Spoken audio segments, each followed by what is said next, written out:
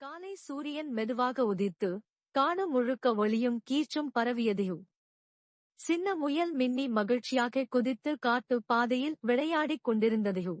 அப்போது திடீரென்று ஒரு சத்தம் கேட்டது.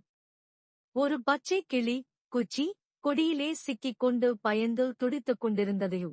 மின்னி உடனே ஓடிச் சென்று, கவலைப்படாதே குச்சி, நான் இருக்கேன் என்று கூறியதையோ. அது கொடியை மெதுவாக கடித்து, குச்சியை விடுவிக்க முயற்சித்ததையோ.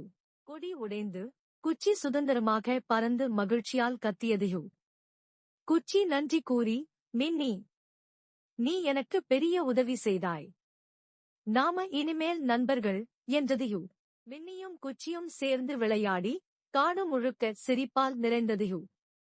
அவர்கள் எல்லோருக்கும் சொன்னார்கள், உண்மையான பாசம்தான் உண்மையான நட்பு.